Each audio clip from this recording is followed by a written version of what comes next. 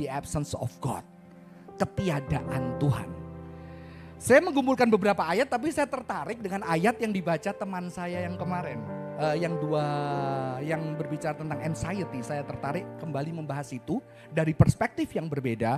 Mazmur 88 saya akan bacakan buat kita. Ayat 1 sampai yang ke-7. Habis itu dilanjutkan ayat ke-19. Saya akan bacakan buat kita. Ya Tuhan Allah yang menyelamatkan aku. Siang hari aku berseru-seru, pada waktu malam aku masih di hadapanmu. Terjemahan yang Yahudi bilang menangis, berteriak, kencang menangis. Biarlah doaku sampai ke hadapanmu, arahkanlah telingamu kepada teriakanku. Sebab jiwaku jenuh dengan malapetaka dan hidupku sudah dekat dunia orang mati. Bahasa Ibraninya Sheol, the valley of the dead. Aku dianggap sebagai orang yang turun ke liang kubur seperti laki-laki yang tidak berdaya. Aku dibuang di antara orang-orang mati seperti orang-orang yang terbunuh, terkapar dalam kubur. Mereka tidak lagi kau ingat, mereka terputus dari kuasamu. Telah kau taruh aku dalam liang kubur yang paling bawah, di dalam kegelapan di tempat yang dalam. Ayat yang terakhir 19, sahabat dan temanku telah kau jauhkan dariku. Hanya kegelapanlah kenalanku. Saudara-saudara, saya sangat dekat dengan tema absence of God. Ya.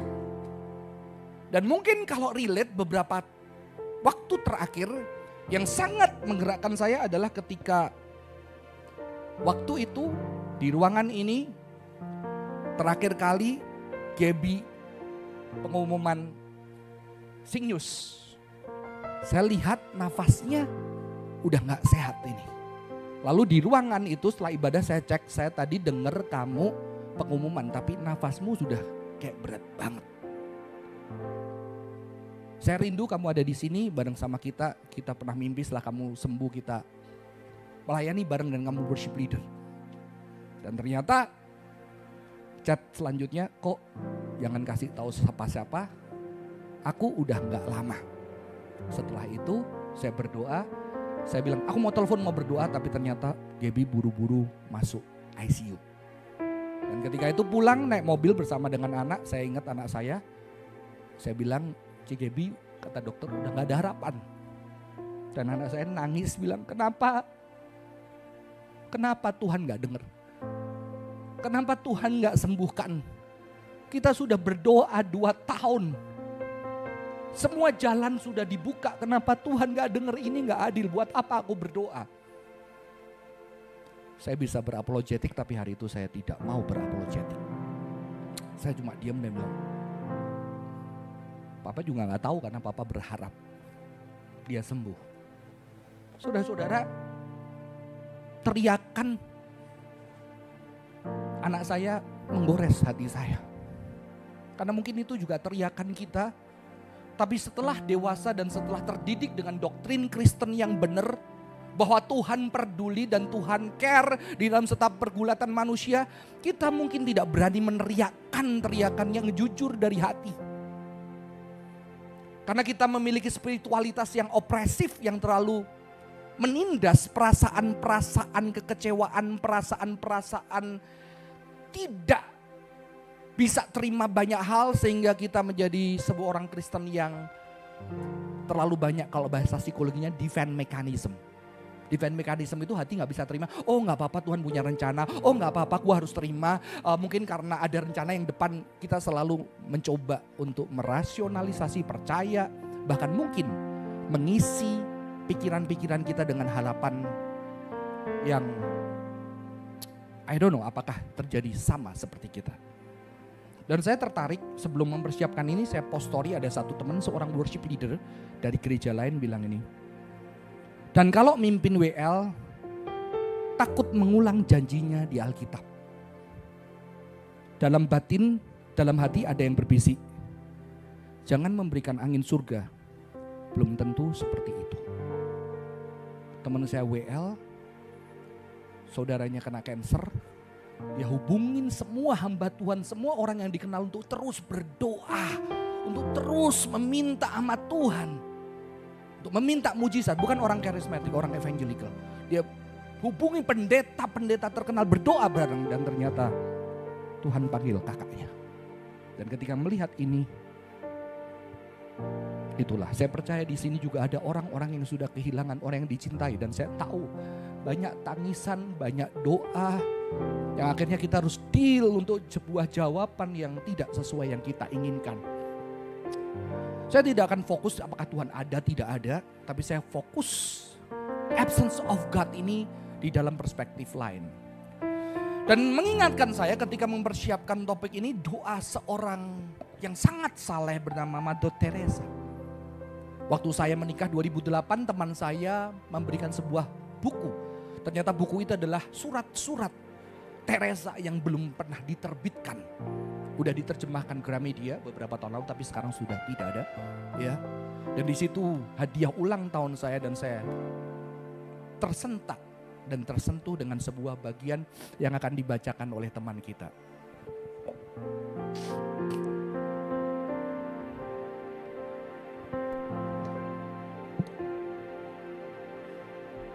Do not think that my spiritual life is strewn with roses.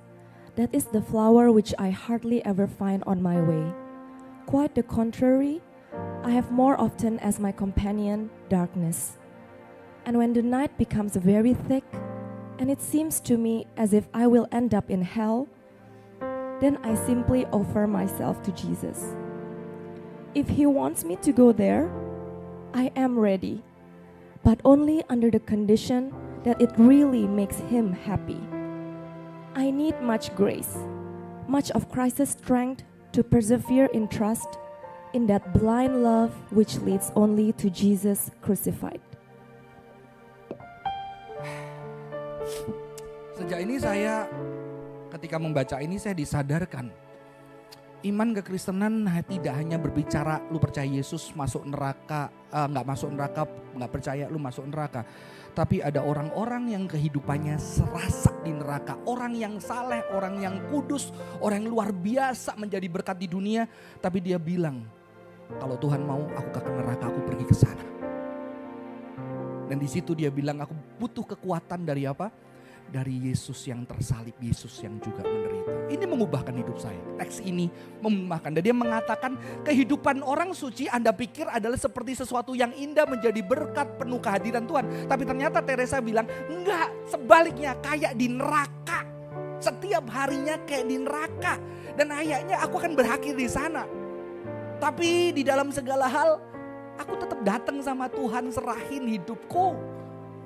Yang penting aku senengin Tuhan. Kalau Tuhan minta aku ke neraka, I will go there. Yang penting Tuhan senang. Saudara-saudara, ini ternyata setelah saya pelajari banyak tokoh-tokoh pertapa-pertapa Kristen mengalami sebuah masa gelap, darkest night of the soul. Ada salah satunya kemarin sempat dikutip Saint John of the Cross. Sebuah malam-malam yang bisa tahunan, bulanan dia gak ngerasa Tuhan ada. Dia gak ngerasa Tuhan itu real di dalam hidupnya. Saudara-saudara, banyak orang-orang merasakan masa-masa itu. Masa-masa kegelapan yang begitu pekat. Yang ketika dia berseru seolah-olah berhadapan dengan tembok. Dan ketika dia menangis, dia seolah menangis sendirian. Dan dia merindukan banget perasaan-perasaan ketika Tuhan hadir. Ketika kehangatan cintanya dirasakan. Tapi di situ dia kerasa tidak bisa merasakan sama sekali. Ternyata banyak orang pengikut Tuhan yang setia mengalami masa-masa gelap, saudara-saudara. Saudara-saudara, saya akan lihatkan dari dictionary, absence itu selalu disandingkan dengan presence. Ya. Jadi kita tidak berbicara Tuhan ada atau enggak ada. No, absence sama presence. Mengapa? Di dalam Cambridge Dictionary mengatakan absence itu adalah the fact of not being where you are usually expected to be. Jadi the absence of God berbicara tentang sebuah fakta ketika kamu tidak berada pada tempatnya. Contohnya, ketika kita berpikir harusnya suami kita ada di rumah ketika kita struggle dengan baby. Karena gak gampang struggle dengan baby, betul? Ya, punya anak pertama kali, aduh para ibu Makanya kadang-kadang khotbah di gereja juga bisa violent. Kamu sejak menikah punya anak, kamu gak mau melayani gitu ya. Kamu jauh dari Tuhan. Oh, struggle mereka berat. Nanti yang menikah punya anak berat. Berat banget. Pria coba nanti suruh istrinya istirahat terus jaga seharian. Wah berat. Istri kita jaganya setiap hari. Ya, wanita juga sangat berat teman-teman. Di dalam struggle itu kita ngerasa sendirian tapi nggak ada. Pasangan kita harusnya ada di situ, dia absence. Bahkan dia bisa hadir ada tapi dia nggak presence. Dia nggak hadir buat kita. Ya, itu adalah kondisi di mana berarti kita pernah merasakan kehadirannya, betul nggak? Kalau kita tidak pernah merasakan kehadirannya, kita tidak akan mengalami kenapa dia nggak ada.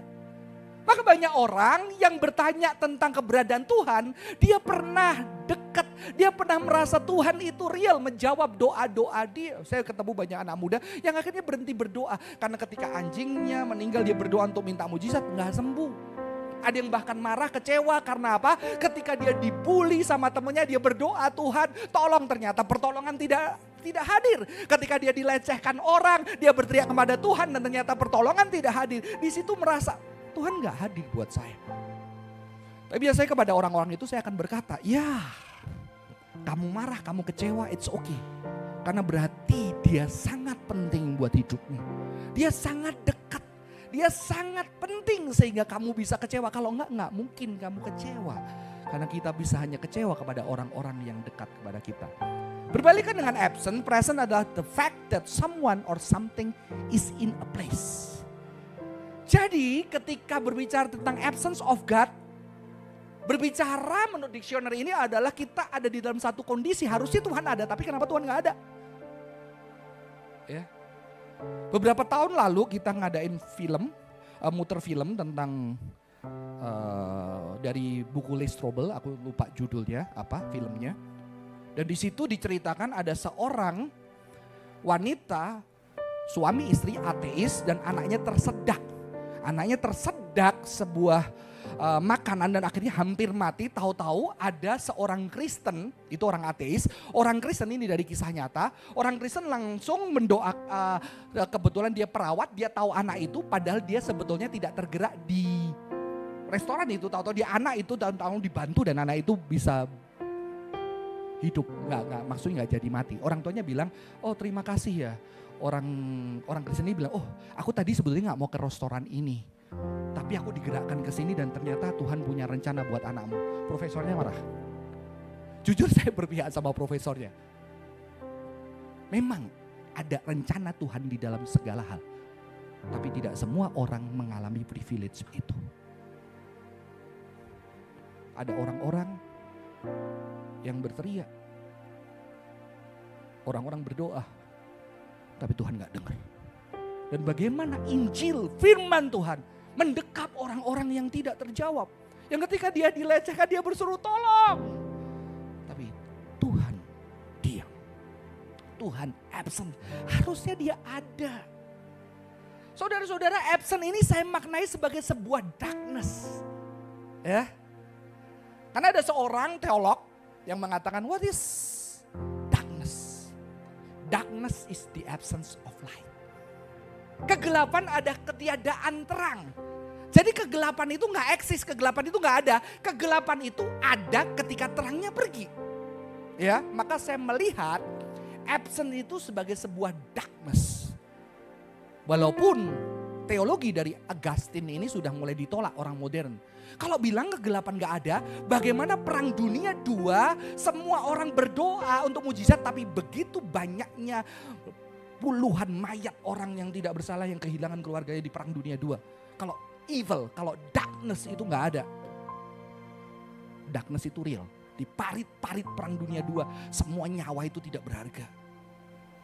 Maka teolog pada zaman perang dunia 2 mengatakan, aku butuh Tuhan. Tuhan yang bukan jauh, Tuhan yang bukan transenden, tapi Tuhan yang ada di parit-parit ketika perang dan banyaknya nyawa manusia ada di sana. Ya, seingat saya nama teolog itu Paul Tillich. Ya, butuh Tuhan yang real. Saya melihat ini sebagai darkness, saudara-saudara. Dan saya suka terjemahan dari Jewish Study Bible, daripada yang tadi kita. Karena dia lebih kerasa. When I cry out in the night before you, let my prayer reach you. Incline your ear to my cry. I am at the brink of Sheol. Aku di tebing, ya, Sheol, lembah kematian. Aku berada bersama-sama dengan orang-orang yang di liang kubur. Aku dilupakan bersama-sama dengan orang yang mati. Dan tubuhku terbaring di kuburan. Saudara-saudara, inilah sebuah darkness.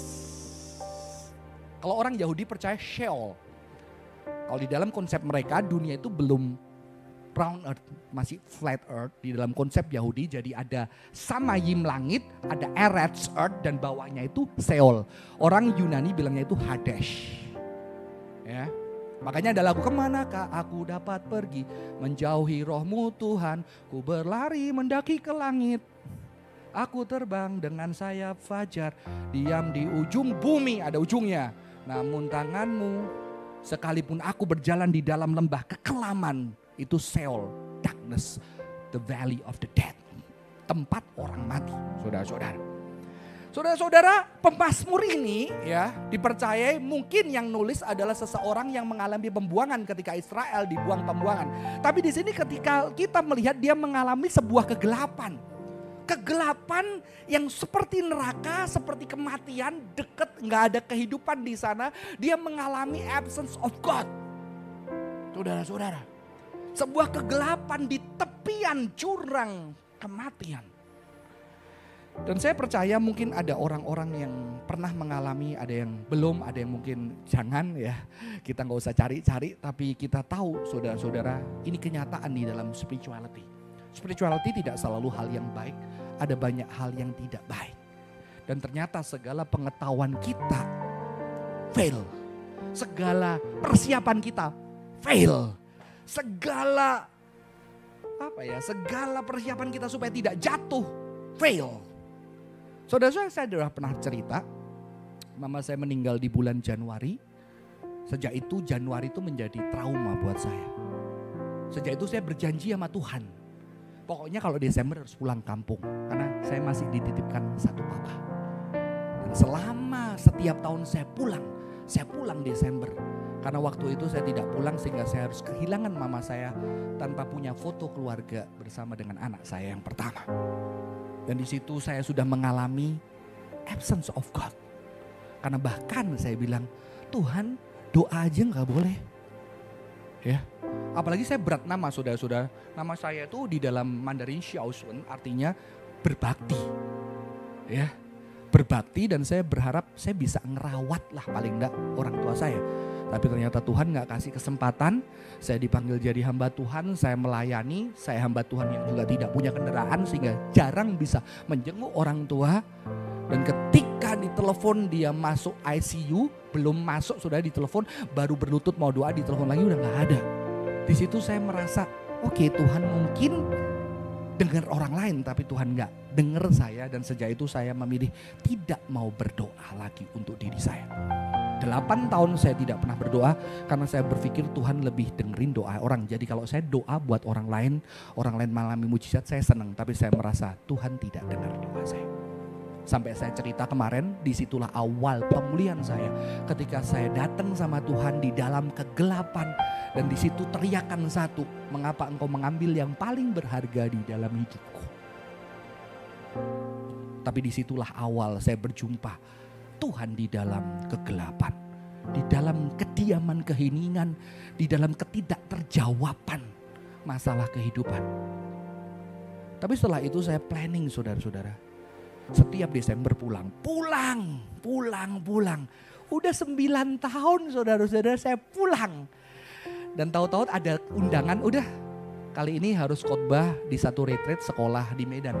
Dan saya udah iyakan dan saya bilang papa saya, Pak, aku udah pulang 9 tahun ini aku gak pulang. Karena 9 tahun papa saya tetap hidup gitu kan. Ternyata saudara-saudara saya udah bilang, saya udah pamit, aku kali ini gak pulang ya. Pagi saya angkat koper mau berangkat ke bandara, ada SMS. Papamu meninggal.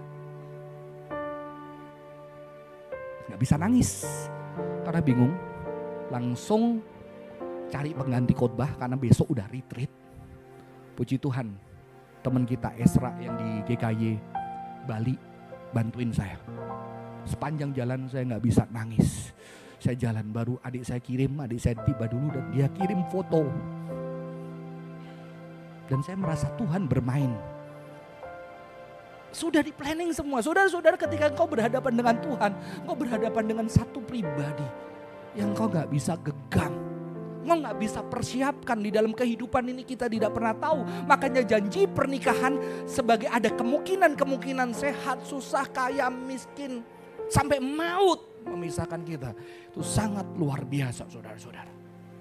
Saudara, inilah kondisi ketika kita merasa Tuhan tidak hadir buat kita. Mungkin kita tahu Tuhan hadir, Tuhan bisa ngelakuin mujizat. Mungkin tahu, pertanyaannya apakah Tuhan mau melakukan itu untukku? Betul? Saudara-saudara, saya langsung teringat ketika dikatakan dia ada di tepian jurang lembah maut. Saya keinget Gaby gambar ini. Waktu habis ngobrol sama saya. Gab, kalau berjuang sama Tuhan, lu nari. Jangan ngotot, jangan paksa. Tuhan gak bisa dipaksa, lu nari. Akhirnya Gaby semalam gambar lukisan ini. The Dancing with God at the edge of the cliff. Kan dia ngerasa besok gue bisa hidup, besoknya gue bisa mati, saudara-saudara. Ya. Dan disitulah ternyata Gaby juga mengalami satu masa. Gak bisa ngerasain Tuhan. Gak bisa ngerasain Tuhan. Rasanya Tuhan gak ada. Saudara, dia berjuang luar biasa melalui herbal. Saya ingat sendiri retreat dia pengen ikut, dia ikut di bawah gak bisa naik tangga. Saya lihat papanya ngangkat dia 15 menit untuk naik mobil. Saya berdoa, Tuhan sembuhkan. Dan dia ngomong, aku ngerasa Tuhan gak ada. Dan di situ dia menciptakan sebuah lagu. Diminta Mai menyanyikan lagu ini. Boleh diputarkan, Jos? Kita mau dengerin ya. Tuhan Yesus, di manakah Engkau? Hadirlah, hadirlah, jamahlah, pegang tanganku, beri damai di hatiku. Tuhan Yesus, Kau hadir di sini, di dalam hatiku. Jamahlah, pegang tanganku, beri damai di hatiku. Aku tak tahu kan apa yang terjadi di depan mataku. Aku tak tahu kan arah yang ku tuju. Yang ku tahu Kau di dalamku.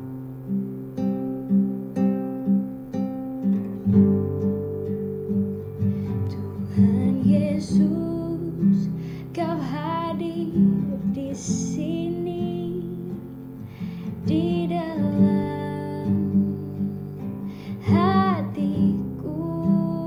Oh, jamahlah, pegang tanganku, beri damai di hatiku. Aku tak tahu kan maksud yang Kau tuju di dalam hidupku. Aku tahu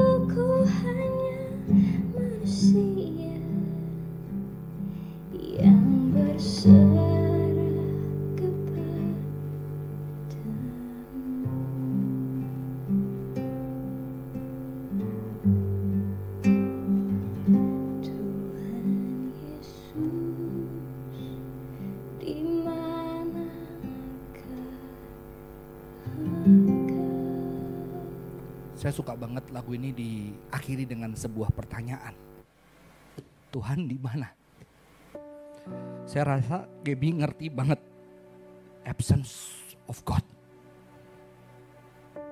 Dan dia juga tahu banget presence of God. Karena itu bukan di dalam teologi pikiran kita. Dalam setiap hidup perjalanan penderitaan manusia. Saudara, sesuatu yang unik, Kejadian 1 ayat 1. Pada mulanya Allah menciptakan langit dan bumi. Bumi belum berbentuk dan kosong. Gelap gulita memenuhi samudra semesta dan roh Allah melayang-layang di atas permukaan air. Alkitab kita dimulai darkness, chaos di dalam bahasa Asia, chaotic. Di dalam sebuah kekacauan, di dalam sebuah kegelapan. Tuhan di sana. Ya. Di sini yang membuat saya mengerti firman Tuhan, Allah Tritunggal, firman-Nya, rohnya, Bapa ada di dalam penciptaan ketika ada chaos, ada kegelapan. Dan di saudara-saudara, saya tertarik dengan ayat ini. Because of your friends and neighbor shun me, my only friend is darkness. Dari pemazmur tadi mengatakan, teman-temanku karena kamu ninggalin aku. Dan teman satu-satunya itu darkness, kegelapan, absence, ketiadaan Tuhan. Saya jadi tertarik mengaitkan ayat ini dengan Matius 27 ayat 46. Saudara, doa Bapa kami menjadi doa Yesus yang sangat diajarkan buat kita. Tapi ada doa lain saudara-saudara. Doa akhir Yesus ketika dia mengalami penderitaan yang paling dahsyat. Yang mungkin kita tidak boleh oleh para pemimpin gereja atau pemimpin rohani kita mengatakannya. Tapi Yesus mengatakan, Yesus dengan tangisan keras dia bertanya, Eli, Eli lama sabatani, Tuhan, Tuhan. Kenapa kau tinggalin aku? Doa manusia ketika menghadapi pergulatan yang paling dahsyat. Bahkan Tuhan yang menjadi manusia, ketika menjadi manusia dia meneriakkan doa, Tuhan kenapa aku sendirian? Kenapa kegelapan Tuhan? Kenapa aku ditinggalin? Jangan-jangan ini adalah doa tersakral. Yang harusnya kita ketika bergulat sungguh-sungguh dengan kehidupan. Kita mencintai sungguh-sungguh orang di sekitar kita. Kita pernah memanjatkan doa. Sayangnya spiritualitas Kristen kurang memberi ruang untuk segala kejujuran, perasaan, kekecewaan, kemarahan. Rasanya ada Tuhan. Dan saudara tahu Yesus juga sendirian, dia ditinggalkan keluarganya, dia ditinggalkan sahabat-sahabatnya. Jangan-jangan kita bisa melihat Mazmur itu terwujud sepenuhnya. Penderitaan manusia yang tidak terjawab, yaitu di dalam pribadi Kristus. Dan ternyata di peristiwa penyalipan itu dikatakan, dan kegelapan itu memenuhi seluruh tempat ini. Saudara-saudara, saya melihat apa? Justru di dalam kegelapan yang paling pekat, kegelapan yang paling dahsyat, terang Tuhan bercahaya secara luar biasa. Justru di dalam penderitaan yang paling dalam, kasih Tuhan dirasakan begitu luar biasa. Kita tidak cari-cari kegelapan. Kita tidak cari-cari masalah, tapi bukankah itu ada di dalam kehidupan kita? Saudara-saudara yang punya keluarga, yang pernah ditinggalkan, yang disayangin. Berapa banyaknya harapan ketika kehilangan orang dicintai. Yang bahkan ketika ada orang tua kita atau saudara kita yang dipeti mati, kita masih berharap supaya ada kan peristiwa mati suri, dia mengetok peti itu dan paling gak bisa hidup lagi. Ada harapan-harapan itu di dalam orang yang berduka. Tapi justru di dalam kegelapan yang dalam, cinta terbesar Tuhan, terang itu bercahaya di dalam pribadi Yesus Kristus. Sayangnya kita kadang-kadang menghindar, bukan mencari-cari juga. Kita menghindar untuk melihat kegelapan. Dan bukankah Yesus juga mau hadir di dalam hati kita yang paling gelap? Yang kita sendiri tidak mau lihat, Tuhan mau ada di sana memberikan terangnya di tengah kegelapan.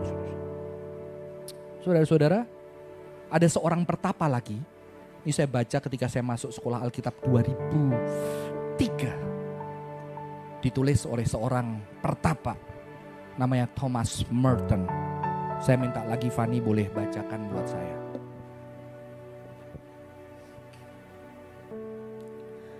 Your brightness is my darkness.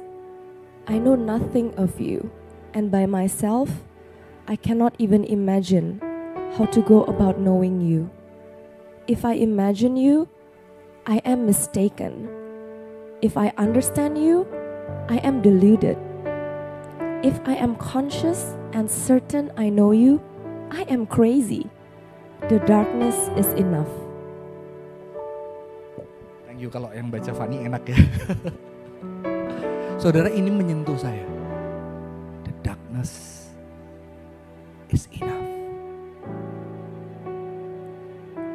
Your brightness is my darkness. Kalau saudara belajar spirituality, ada dua spirituality. Spiritualitas gelap dan spiritualitas terang. Ya, bukan bukan Star Wars ya. But ada spirituality yang sangat positif. Tuhan itu maha pengasih, baik. Tapi ada spirituality yang lebih depresif. Kalau ngomong sama Ivan pasti suka yang depresif gini. Ya, ada yang gak suka. Tapi yang luar biasa dari spiritualita yang depresif, saudara-saudara. Ternyata dia ngomong bahwa apa? Kenapa gelap? Karena terangnya terlalu terang seperti cahaya matahari ketika kita melihat kita gelap. That is darkness. Dan disinilah Merton tahu bahwa di dalam kegelapan ini ternyata dia berjumpa dengan terang.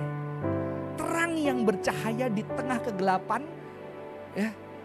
Dan banyak orang lari gak mau ke sana karena dia terus menerangi hidupnya.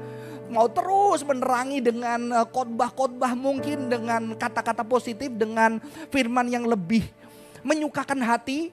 Tapi dia tidak berani melihat segala kegelapan, kekecewaan, kemarahan, kekeosan, ketidakrohanian, bahkan umpatan-umpatan kepada Tuhan. Saudara-saudara,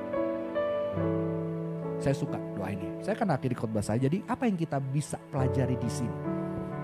The absence of darkness, the absence of God, the darkness of God. Ternyata saudara-saudara, darkness itu adalah tempat kita bersimpuh membawa segala derita lara. Ketika Anda di dalam kegelapan, seperti Gaby, disitulah kita bersimpuh karena gak ada kekuatan lagi. Dengan muka tertunduk ke tanah, kita bawa segala penderitaan kita, kekecewaan kita. Yang berdoa mujizat untuk keluarganya tetap utuh, ternyata tidak terjawab. Di dalam kegelapan yang dalam dia bisa berlutut, bersimpuh. Yang merasa diri tidak berharga, dia bisa datang kepada Tuhan, bersimpuh, membawa segala derita lara. Kekecewaan, kemarahan, di sini ruang emosi, segala macam emosi yang jujur di dalam hati kita, kita bisa bawa kepada Tuhan. Dan the absence of God adalah tempat kita berjumpa dengan Sang Kasih yang menderita. Karena Tuhan pernah di sana. Ketika Firman menjadi manusia, dia pernah tidak punya siapa-siapa. Dan dia tergantung di atas kayu salib di dalam penderitaan yang paling dalam. Dan disitulah kita berjumpa Sang Kasih yang menderita. Saudara-saudara, darkness juga apa? Tempat misteri cinta yang terbesar itu nyata. Karena cinta yang terbesar dinyatakan di dalam kegelapan malam. Di dalam kegelapan malam, di dalam penderitaan yang terpedih. Misteri cinta Allah di dalam Yesus Kristus ada di sana. Dan tidak hanya itu, darkness juga sebuah panggilan bagi kita untuk hadir menyatakan cintanya. Kekecewaan saya terhadap Tuhan menjadi sebuah ruang perjumpaan. Saya bisa menemani teman-teman yang kecewa, yang bertanya. Saya bisa mendengar umpatan-umpatan mereka, kemarahan, kesedihan, dan tangisan mereka terhadap Tuhan dan setiap hal yang buruk yang mereka alami. Saya bisa duduk tanpa banyak bicara, tanpa penghakiman, dan menangis bersama dengan mereka. Karena saya tahu rasanya walaupun beda ketika doa-doa itu tidak terjawab. Ketika yang kita cinta itu dipanggil Tuhan. Ketika kita mau itu tidak terwujud. Saya tahu itu dan saya bisa menjadi sahabat. Saya bersyukur beberapa saat lalu saya menemani seseorang kawan yang kecewa banget sama Tuhan. Kelihatan dari story-nya, dia tahu-tahu bikin story jembatan yang terputus, hancur. Dan yang mengagetkan saya, dia bikin story jari tengah diacungkan ke langit. Dia bukan hanya jemaat dan dia juga seorang pelayan. Saking kecewanya, saking pahitnya, saya sama istri cuma duduk, ngobrol, dengerin segala keluh kesah, dengerin segala kekecewaan. Cuma mau hadir aja bareng sama dia. Dan ternyata 2 minggu lalu dia telepon, aku sekarang sudah gak marah lagi. Tuhan baik. Tuhan baik. Kita seperti anak-anak yang kadang-kadang marah dengan orang tua kita. Karena kita cinta dia, tapi juga kadang-kadang kita berterima kasih karena kebaikan dia. Saudara-saudara, biarlah ini boleh menjadi panggilan kita di absence of God. Biarlah kita boleh bersimpuh membawa derita lara kita. Karena Tuhan mendekap, karena Tuhan tahu. Bahkan Yesus pernah membawa deritanya. Allahku, Allahku, kenapa aku ditinggalin? Kenapa aku sendiri? Dan biarlah kita berjumpa dengan sang kasih yang dinyatakan di dalam puncak penderitaan. Dan kita berjumpa dengan misteri cinta yang terbesar. Dan tidak hanya itu. Biarlah kita bisa hadir bagi teman-teman kita. Bukan dengan ayat. Bukan dengan positif-positif ala Kristen. Bukan dengan harapan-harapan palsu. Tapi dengan kehadiran tubuh Kristus. Yang bisa ada setiap orang di dalam pergulatannya. Semoga ini memberkati.